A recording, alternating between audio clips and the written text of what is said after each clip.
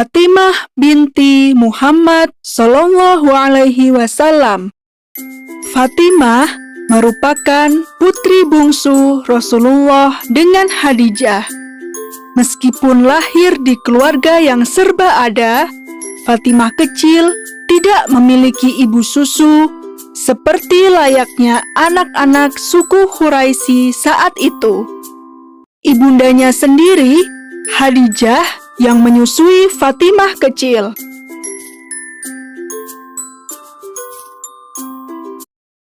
Selain dekat dengan ibundanya, Fatimah juga dekat dengan Rasulullah, ayahandanya. Bahkan, Rasulullah pernah berkata, "Fatimah adalah darah dagingku. Apa yang menyusahkannya juga menyusahkanku, dan apa yang mengganggunya juga menggangguku." Hadis riwayat Ibnu Abdil Bar. Ketika Fatimah berusia 5 tahun, peristiwa pengangkatan Nabi Muhammad terjadi. Sejak saat itu, kehidupan Fatimah berubah total. Namun, karena usianya yang masih kecil, Fatimah belum paham seberapa sulitnya hidup kaum muslimin saat itu. Namun, semakin hari dia semakin paham bahwa banyak orang membenci ayah serta ibunya. Banyak orang yang dulu bekerja dengan mereka, akrab dengan mereka, kini semuanya menjauh. Bahkan, paman dan keluarganya sendiri pun memusuhi ayahnya. Suatu ketika, Fatimah kecil melihat orang-orang menaruh kotoran unta saat ayahnya sedang sholat. Rasulullah tetap sujud dan tidak mengangkat kepalanya ketika merasakan kotoran ditaruh di punggung serta pundaknya. Fatimah kecil menangis melihatnya. Dia bergegas menghampiri ayahnya dan membersihkan kotoran itu. Dia merasa kesal saat orang-orang jahat itu justru tertawa gembira. Semakin hari, kekejaman kaum Quraisy semakin meningkat.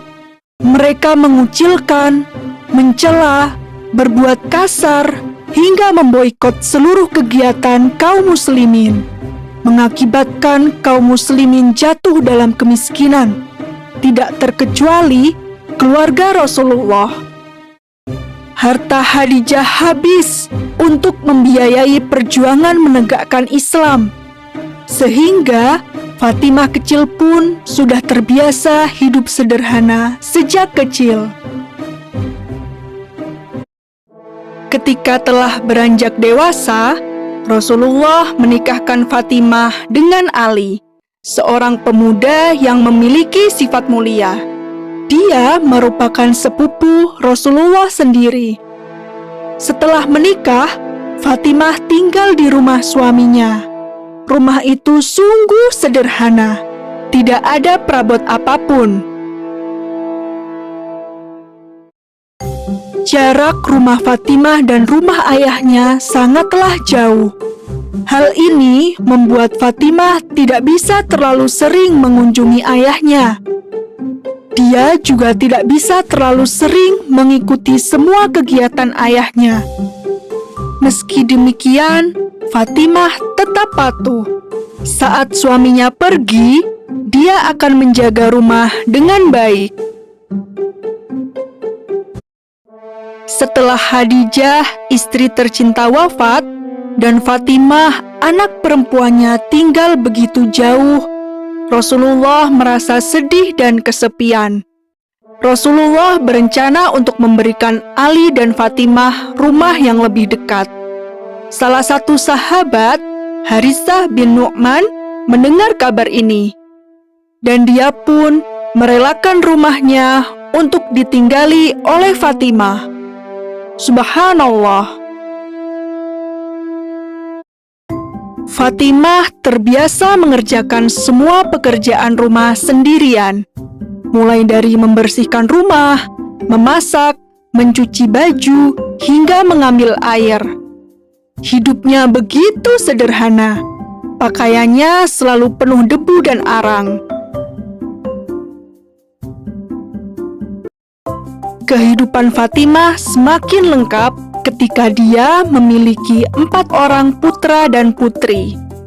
Mereka adalah Hasan, Husain, Zainab, dan Ummu Kulsum. Rasulullah sangat sayang kepada para cucunya, terutama Hasan dan Husain. Bahkan Rasulullah berkata, "Keduanya adalah permata hatiku di dunia." Hadis riwayat Bukhari. Mengurus rumah sekaligus mengurus anak-anak sendirian bukan hal yang mudah. Apalagi kala itu kehidupan kaum muslimin begitu berat. Suatu hari, Fatimah mengadu kepada suaminya. Saat itu, Fatimah berpikir, bagaimana kalau kita meminta kepada Rasulullah 1 tawanan perang sebagai pembantu?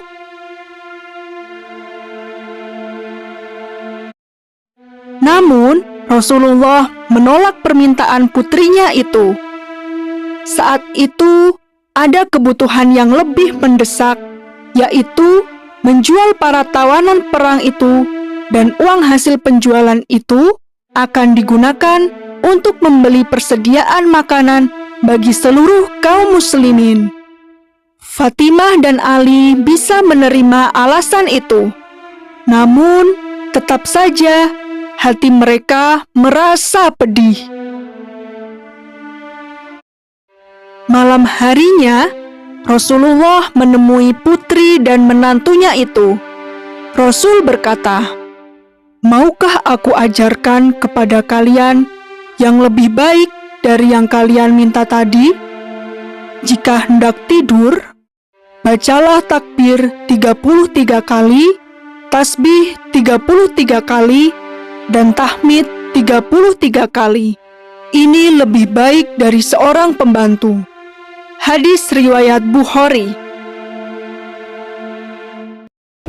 Peperangan terus saja terjadi antara kaum muslimin dan orang-orang yang membenci Islam. Fatimah dan wanita-wanita lain pun ikut berjuang. Mereka bertugas untuk mengobati prajurit yang terluka serta menyiapkan makanan dan minuman. Dalam perang Uhud, hati Fatimah pilu kala dia harus merawat tubuh ayahnya yang terluka. Luka di tubuh Rasulullah sangat dalam hingga darah tidak bisa berhenti mengalir. Dengan sabar, Fatimah merawat ayahnya hingga sembuh. Meski harus berhadapan dengan maut setiap hari, Fatimah tidak pernah takut. Dia terus berjuang bersama ayah, suami, dan semua kaum muslimin lainnya. Suatu hari, Rasulullah sakit parah hingga tidak bisa bergerak. Fatimah pun menjenguk ayahnya. Saat itu, Rasulullah membisikkan sesuatu kepada Fatimah.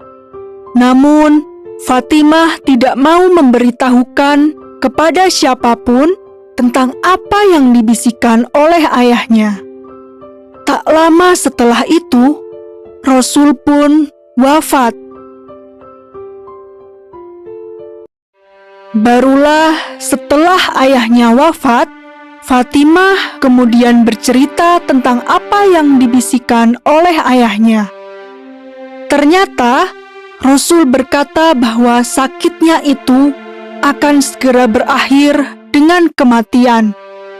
Dan Fatimah merupakan keluarganya yang menyusulnya paling cepat.